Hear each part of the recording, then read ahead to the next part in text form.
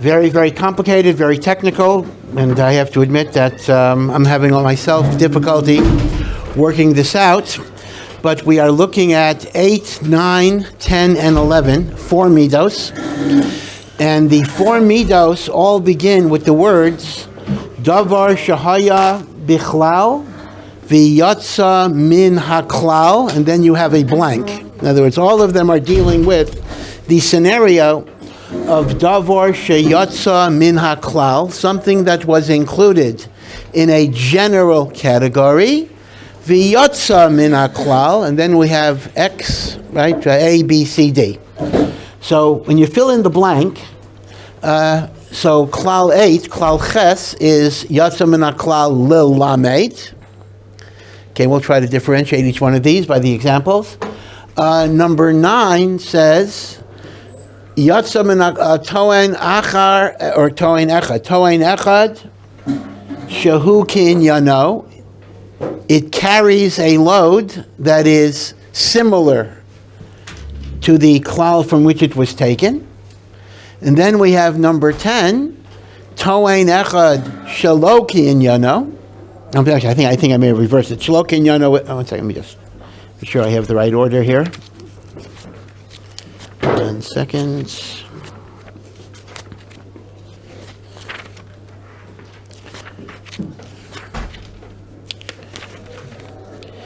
Yeah, so 8 is Yatsa Min Haklal L'Lamed. 9 is Toen Echad Shehu Ki'inyano. 10 is Toen. It's interesting. The article has Toen Acher, and it's interesting because they have in number Tes Toen Echad Shehu Ki'inyano, Toen Acher Shelo Ki'inyano. I think there may be a mistake here because there are 2 gersos. Either you have echad in both or acher in both. Although I actually do have a svara why they would change the gersa. So it's interesting that they changed the gersa. And then number 11 is yatsa lidain bedavar hachadash. Okay, so we have 4 fill in the blanks here. Yatsa min haklal l'lamed. Toen Echad Shehu Ki'inyano. Toen Echad or Acher Shelo Ki'inyano.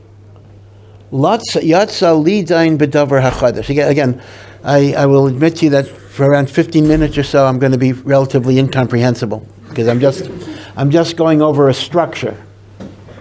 And once you have a structure, even if you don't know what the words mean, but you have the structure of what is being said, we can then fill in the blanks in terms of what the words mean. Now, so we have 8, 9, 10, 11. 8 is different than 9, 10, 11 in the following way. Whatever falls under 8, the thing that is separated out is reconnected to the generalization. Whatever falls under 9, 10, and 11, whatever is separated out is not reconnected to the generalization. Okay, so that's our structure. We have 4 categories. When 8 applies, you reconnect the thing back to where it came from. When 9, 10, and 11 apply, you do not reconnect it back to where it came from. I think you know that even in Gemara, it's often helpful to look at the structure of something even before you understand it. Meaning you look at a daf of Gemara for the first time. So sometimes it's good to map it out. And as I see here, there's a question and an answer and a refutation. Now I don't know what the question is. I don't know what the answer is. I don't know what the refutation is. I'm going to have to fill all of that in.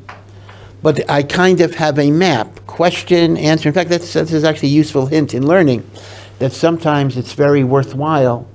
And you can do that because even if you don't, and if you know basic Gemara, you can tell, even if the subject is totally unfamiliar to you, you can tell question, answer, refutation, right? There are certain words, esvei, meisvei, right, that tell you where something is going. So it sometimes is helpful to literally make an outline of a daf or a sugya, even if you don't know a single thing in that, even though you don't know what a single thing means.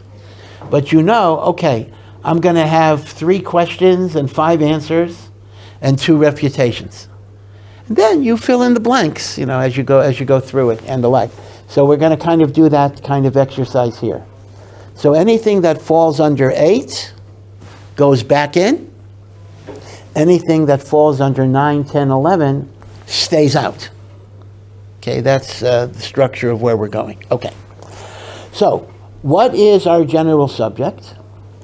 We start off with a klal, where the Torah gave a series of laws that apply to a broad general category of things. And then the Torah singles out something that would have been within that klal. And it singles it out in various ways. And in fact, the 8, 9, 10, and 11 are the various ways things get singled out. That's how you get it, right? So sometimes, even though it's singled out, it still goes back to the klal. And sometimes, if it's singled out, it does not go back to the klal. Okay? And that is what these 4 rules are designed to tell us. Remember, these are the rules that Chazal use in interpreting psukim. These are the keys to Torah shebichsav, where Chazal were given the power of making drushos. And these are some of the keys that we have. Remember, according to most understandings, although perhaps not all, this is more of a general observation, the Yud Gimel Middos themselves were given to Moshe b'Sinai, but the particular drushos were not. So the Chachamim were given authorization to interpret the written Torah text by virtue of these different middos that were given to Moshe b'Sinai. Okay, so now let's just sit back generally and ask ourselves, when something is singled out from a klal, there are different ways it could be singled out. And I'm going to mention 5 different ways something could be singled out. It could be singled out to repeat something that I already know from the klal, meaning it's singled out for what is apparently a superfluous repetition. Again, I'll illustrate each thing with an example. Or, that's one way. In other words, what do we mean by singled out? Yatsa min haklal are the words of being singled out. Yatsa min haklal. It could be yatsa min haklal to repeat what I know from the klal. That's one. Number 2, yatsa min haklal to clarify something that was ambiguous in the klal. So it's not a complete repetition, it's clarifying an ambiguity in the klal. Number 3, yatsa min haklal by omitting something that was in the klal. So if the klal had A, B, C, D, sometimes the yatsa min haklal may only pick up A, B, C and not pick up D. So it's yatsa min haklal by omitting something that was in the klal. Or number 4, yatsa min haklal by adding something that was not in the klal. So if the klal had halachos A, B, C, D, the yatsa min haklal might be A, B, C, D, E. And finally, yatsa min haklal by containing a detail that contradicts the klal. Okay, let me go over this. In other words, yatsa min haklal, something was in a category. Again, once you have the examples, as I promised I'm going to be incomprehensible for around 15 minutes or so. And then hopefully it will make gradual sense. And again, I say this is very difficult, and I myself have had a great deal of difficulty with this. But what I did was, you work backwards, meaning to say, the medrash from which this is taken, the Teres Kayanim, gives examples. So sometimes the only way you can understand what the klal means is by looking at the examples that are within the klal, and then you work backwards from the examples. I understand. So this is what I think I'll come up with, and I think the examples will fit. There are 5 different ways something can be yaitse min haklal. It can be Yitzchak min haklal by just repetition. It can be Yitzchak min haklal by clarifying an ambiguity. It can be Yitzchak min haklal by omission, meaning the klal said A, B, C, D, and the Yitzchak min haklal is only A, B, C. In other words, Yitzchak min haklal by partial omission. Or it can be Yitzchak min haklal by partial addition. The klal was A, B, C, D, and the Yitzchak min haklal is A, B, C, D, E. And finally, it could be Yitzchak min haklal by directly contradicting one of the rules, meaning not just adding or subtracting, but by directly contradicting, that instead of A, it says A prime, right? Direct contradiction. Again, the structure of the four middos are the following. And then we'll go through an example of each one, and then I think you'll understand it from this background. When the Yitzchak min haklal is either repeating or clarifying an ambiguity, that falls under klal 8, and whatever it's teaching me is teaching me about the whole klal. It goes back. But whenever the Yitzchak min haklal is either omitting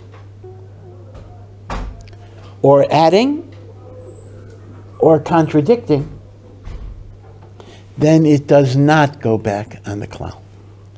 Okay, so the structure here would be klal 8, midah number 8, midah ches, covers Yitzchak min haklal that is repeating or clarifying.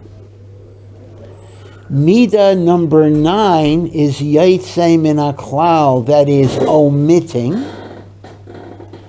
Midah number 10 is Yitzchak min haklal that is adding. And midah number 11 is Yitzchak min haklal that is contradicting. And mimela, under those circumstances, 9, 10, and 11, the Yitzchak min haklal does not go back to the klal. In number 8, it goes back into the klal. Okay, so that's our structure. So now, let's go back to the examples, or maybe I'll bring in some new examples here. Let me start with something totally new, because we actually discussed at least some examples of the other ones. Let me start with number 11, because number 11 is contradiction. Number 11 is when something was in a klal, and it was mentioned separately to partially contradict what was in the klal. Now that is termed by the phrase, I'm looking at 11, Yud Aleph, Kol davar shahaya bichlal v'yatsa lidain badavar hachadash. Something was in a klal, and it came to teach me something new. Now, something new, standing alone, that could have included an addition. I would have thought any addition would be something new. But you'll see that the Rishonim already explained that davar hachadash, something new, is a very specific thing, something that contradicts. Chadash here means it contradicts the klal. So, once again, the example we have, I apologize that all of the examples are from Saras, although it actually is the Parsha that is coming up this week. And that is the following. When a Mitzayra, remember we talked about how a person becomes a Mitzayra, that a person has a white splotch. He goes to a Kohen, and the Kohen determines if it's Saras, and then the Kohen has to see, is there a sign of Tuma in addition to the Nega? The Nega is the Saras itself. So there are 3 potential signs of Tuma. Either the two black hairs in the Nega turned white, or the Nega expands, or there is clean flesh in the middle of the Nega. So these are called Sar Lavan. Expansion of Nega is Pisyon or Pisayon. Pisayon is the more common pronunciation, although grammatically it's Pisyon. and the healthy flesh is called michya. Now, obviously, when you first go to the Kohen, there's only 2 of those 3 simanim that could make you tameh right away, and that's the 2 hairs or the clear flesh. You can't be tameh via expansion, because expansion by definition is what happens later. You see? All right, so the way this would work is this. If the guy shows up with saras, and he either has the 2 white hairs or a michya, he's immediately declared absolutely tameh. If, however, he has a nega, and he doesn't have that siman tuma, he is quarantined for a week, and at the end of the week, the Kohen examines him for any of the 3 simanim of tuma. Did the hair turn white, or 2 hairs turn white? Has the nega expanded, even a little bit? Or is there michya? If he has any one of those 3 simanim, he's absolutely tameh. What if he still doesn't have those 3 simanim? He is quarantined for a second week.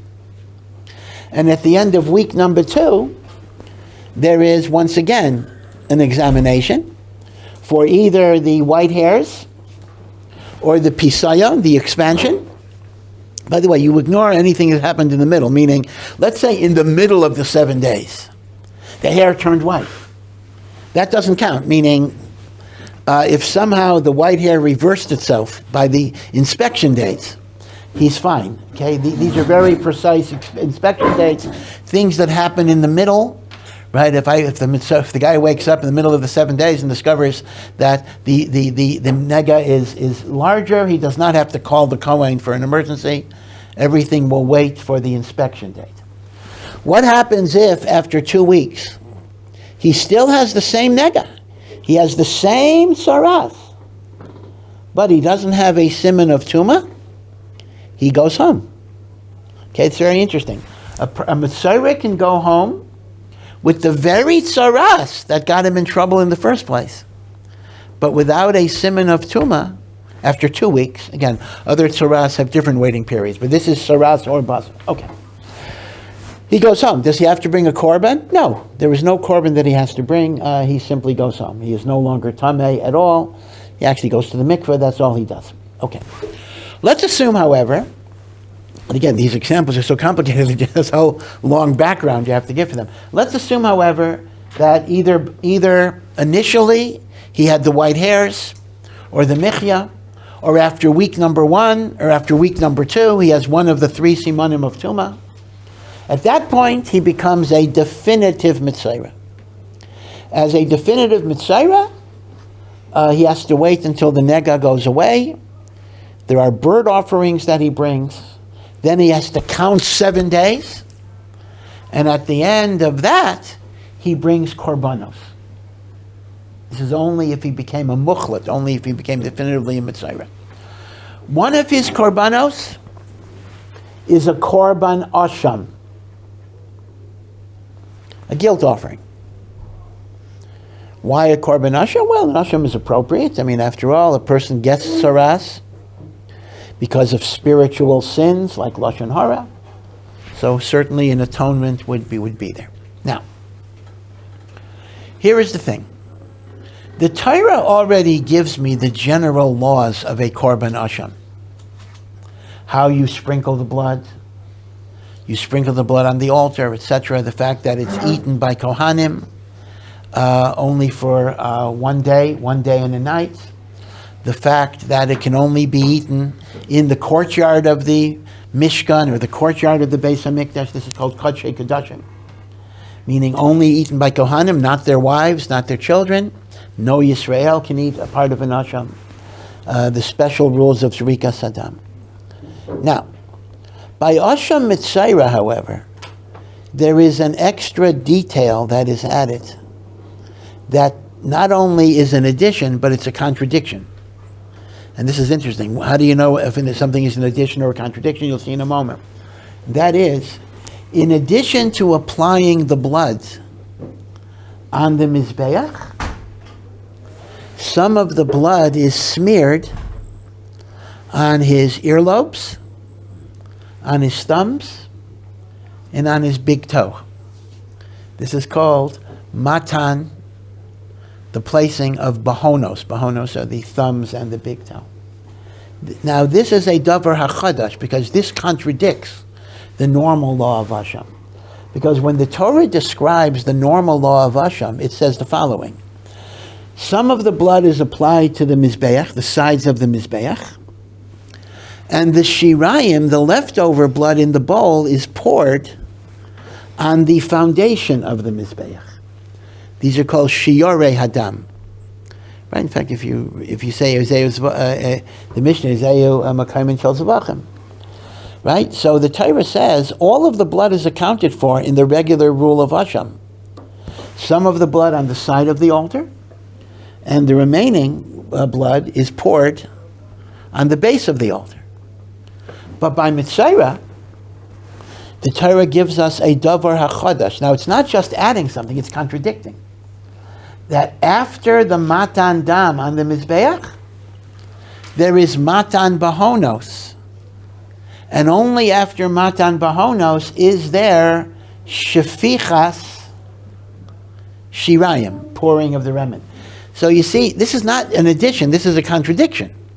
Because in Parshas Sav, the directive is that all of the blood, after applying it to the Mizbeach, is to be poured on the foundation.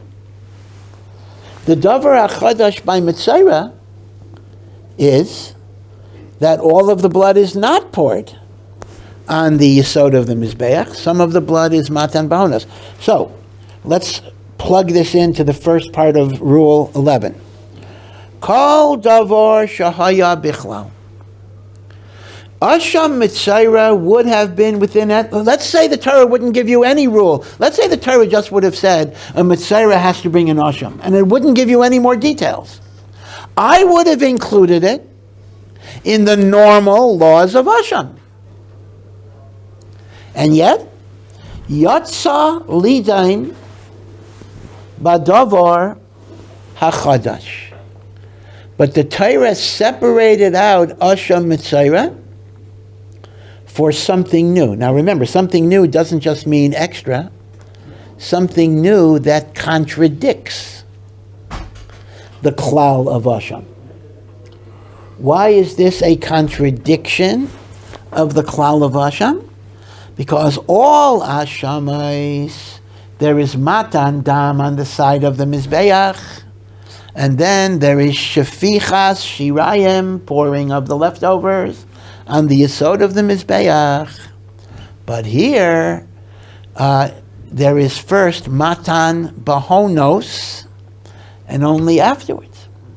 So, what do I then do once I've identified Yatsa Lidan B'davar HaChadash?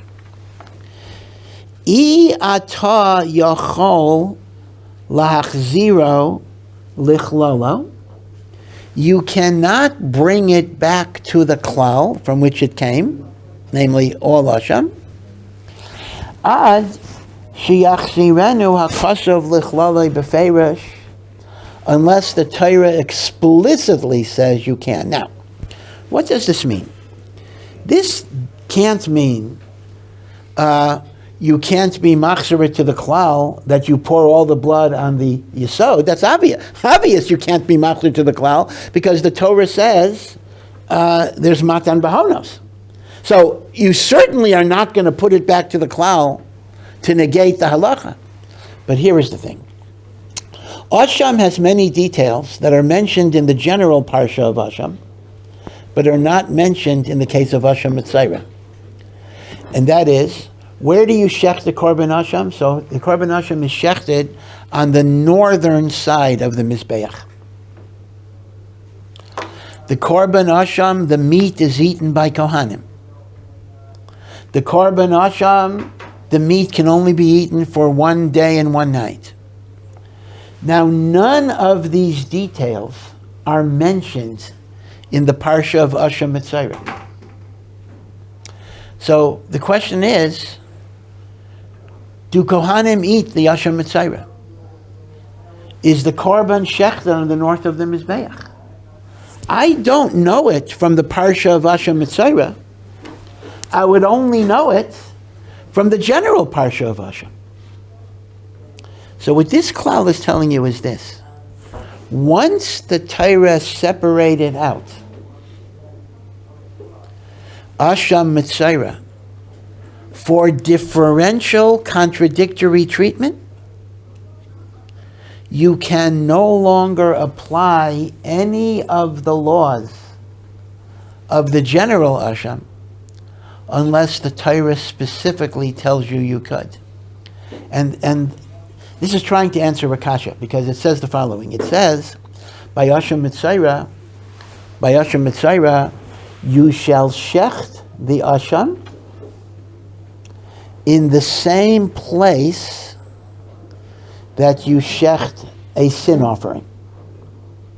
Now it happens to be, sin offerings are shechted to the north of the Mizbeach also.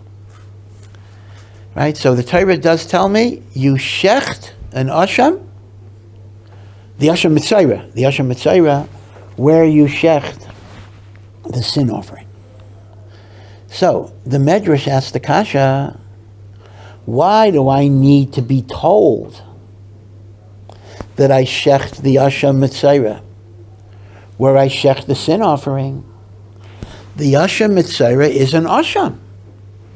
And the Torah already told me that all Ashams, all Ashamos, are what?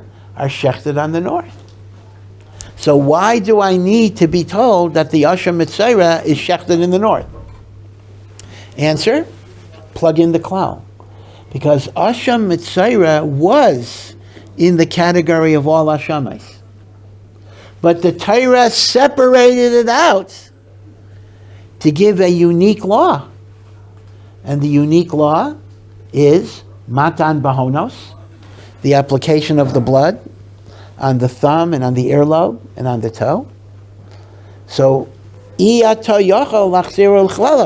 cannot bring it back to the klal and apply the other laws, such as slaughtering on the north, unless and until the Torah told me I can take those laws. And where did the Torah tell me that? By telling me I shecht the Asham of the Mitzayra, where I shecht the Chatas, the Torah is returning it back to the Klal. Now again, this is a little bit of a convoluted point, because if ultimately I am shechting the Asham Mitzayra, where I shecht every Asham, why does the Torah say shecht the Asham where you shecht the Chatas? It should have said, shech the Asham where you shech the Asham. I mean, that would be the logical process. I don't have an answer for that. But you see that is putting it back into the klal by mentioning that you shecht it to the north. Okay? Complicated example, but you see how it fits the words. Kol davar shahaya, I mean, this is only one example. There'll be other examples, but we'll just look at this one example. Kol davar shahaya bichlal. Asham Mitzayra would have been in the category of every Asham. V'yotza, but it was separated out. Lidain, to adjudicate. Davar hachadash, something new. Now again, something new means something contradictory. In other words, matan bahonos.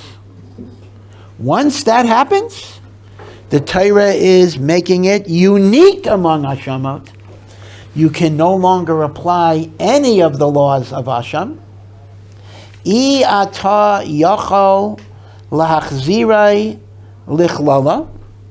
You cannot return Asham Mitzayra to the generalization of all Ashamais with respect to shechting it on the north, even though that doesn't contradict, right? I'm not contradicting anything by saying to the north. I'm just applying the klal. But once it was singled out for a contradictory law, it's mufka, masulak, from the klal,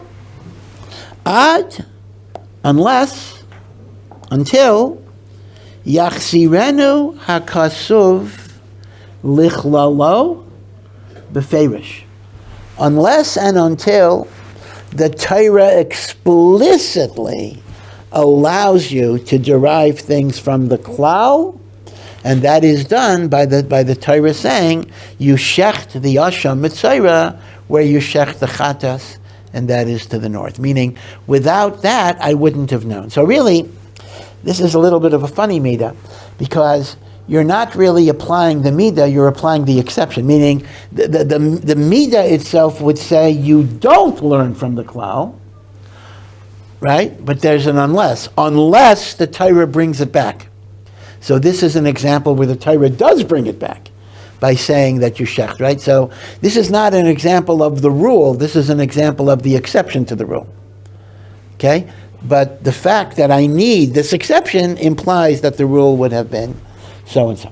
Okay? Everyone understand, well, maybe that's not a fair question, but I hope so I won't put anyone on the spot, but I hope this makes a little bit of sense. And again, the key to keep in mind is that rule number 11, called Davar HaChadash, is when it contradicts, because 10 and 11 are virtually identical. And you'll see this in a moment. Except the only difference is, one is addition and the other is contradiction. But both of them work exactly the same way, and you'll see this difference just from the example. Now, let's move backwards, and let's look at 10. In fact, the Rishonim even ask, why is there a 10 and 11? Because they're so close. But there is a subtle difference. 10. Kol davar shaya bichlal, v'yotza liton toein acher, or achad, shelo ki'inyano. Something was in a klal, but then it was separated out to teach me something that was different than the klal from which it came. Now, obviously, you could have described Asher Mitzayra the same way, but the difference is Asher Mitzayra is contradiction, and this rule is addition, meaning the klal had A, B, C, D, and the singling thing out had an E, an extra thing. But the extra thing doesn't contradict, it's just an extra thing. It's not a contradiction. That's the difference between 10 and 11. And that's why it's called Toein Acher, a new law, or a different law, Shelo Ki'inyano, that does not correspond to something that was in the klal. So here, we did actually go over an example here, but now that we looked at 11, and we tried to compare them. There are different types of tsaras. Again, everything is from tsaras here. There are different types of tsaras. The tsaras that I talked about a few moments ago is, no pun intended, plain vanilla tsaras. That's called tsaras or basar, or with an ayin, tsaras of the flesh. Tsaras of the flesh. But there is a separate category of tsaras that is called nisakim. Nesek, nun, saf, kuf. Nisakim means tsaras in areas of the body that are covered with hair. Top of the head, beard. Now, if the Torah wouldn't have given me any special treatment about nisakim, I would just treat tsaras here the same way as tsaras here. In other words, it's haya bichlal. Nisakim was nichlal in or basar. I mean, if the Torah wouldn't say anything about nisakim, how would I deal with a nesek? I would deal with it as just another example of tsaras on your flesh. Okay? So it was bichlal, but the Torah did say that nisakim have a special siman, and the special siman is, for or basar, we have 3 simanim of tumah. We have sar lavan, we have the 2 black hairs turning white. We have pisayon, we have expansion, the nega grows a little bigger, and we have michya. Michya is the clear, healthy flesh in the middle of the nega. These are the 3 simanim of tumah. When it comes to nisakim, we have a new siman of tumah that will make the person a definitive mitzayra, and that is sar tzahof. Sahov means a blonde. A black hair turns blondish, yellowish. And the Torah creates sar, or two hairs, sar tzahuv, as a siman of tumah. Now, this is a toein acher. This is a new law, shelo ki'inyano, that does not correspond to the klal from which it came out. Now, let's just stop right here. The immediate question that you would have is, 10 and 11 are very, very, very close. I mean, 11 applied to the case of matan bahonos on asham mitzayra, which does not appear by a regular asham. 10 applies to sar tzahov, which does not appear by regular tzaras. So, although the upshot is going to be the same, as you'll see, but why are there two klalim? What exactly is the difference between sar tzahov and bahonos of asham mitzayra? So it's a very subtle difference. The difference is, sar tzahov is an addition, but not a direct contradiction. In other words, the Torah says by tzaras there are three simanim of tumah, A, B, C. Sar lavan, pisayon, michya. It doesn't explicitly negate sar tzahov, it just doesn't say it. So, nisakim is adding something that you didn't have in the first klal, but it's not a direct frontal contradiction. So, in that case, that is midah number 10. Masha'ein kain by mitzayra, bahonos is adding indeed, but it's also contradicting, because by a regular asham, the Torah gave you a directive to pour the leftover blood on the yesod of the mizbeach, and by mitzayra you're given a directive to use some of that blood for bahonos. Very, very subtle. Because one could, again, I don't want to get too confusing. One could argue every addition is implicitly a contradiction because since it was omitted. Okay, but apparently the Middos are dividing them up. So when you have addition, you apply Midah number 9. When you have contradiction, you apply Midah, when you have addition, you apply Midah number 10. When you have contradiction, you apply Midah number 11. But the upshot is the same. The Middos are exactly the same. And that is, when you have a davar chadash, you cannot borrow from the klal unless the Torah allows you to. And that's why it says, for example, that it does not mention all of the simanim of Tumah from ohr.edu. In other words, it mentions an extra siman, and it doesn't mention some of the others. You cannot borrow from the klal and give those other simanim. In other words, the basic rule is only what is in the Yaitse Min HaKlal will apply to the Yaitse Min HaKlal. You can no longer derive anything from the place from which it came. And that is why for Nisakim, the Torah does mention Michya and Pisayon, but it does not mention Sar Lavan. And you cannot derive Sar Lavan from the generalization, because once it's Yaitse Min HaKlal, so that's what it means. So look at the language here. If it was Yatsa Litain Tayin Acher Shaloki in Yanai. Nisakim, okay, let's apply this, plug in this example. Nisakim was included in Saras of the flesh. V'yatsa, the Torah mentioned it separately to teach me something that was not picked up in Saras of the flesh. In other words, Sar Tzahov. So in such a case, Yatsa lahakel ulahachmir, we will be both strict and lenient. We will be strict that we have a new law of Sar Tzahov, but we will also be lenient that we're not going to apply the tuma of sar lavan, because it's excluded from the klal. It's excluded from the klal.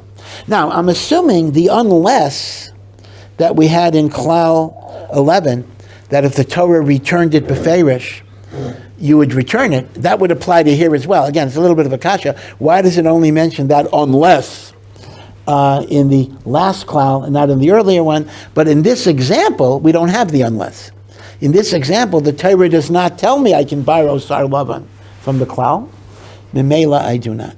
Okay? So really, for all intents and purposes, 10 and 11 are saying the same thing. The subtle, tiny difference is that 11 is when the, my numbers are mixed up.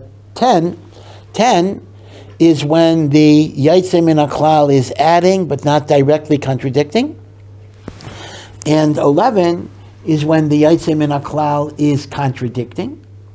But the tzad hashava of both of those rules is you can no longer take any laws from the generalization and apply it to the Yaitse min HaKlal.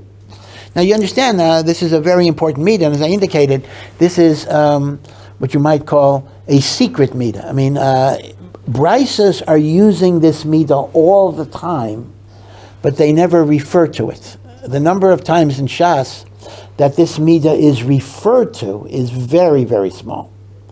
But it's always being used. The common way of how do I know if this halacha applies to this case or whatever it is, that is these midos are being used, but they're often not going to be identified. So it's one of those things that if you're more sensitive to it now, so you will see this more often when you learn drasha-based Gemara. Now, truth is,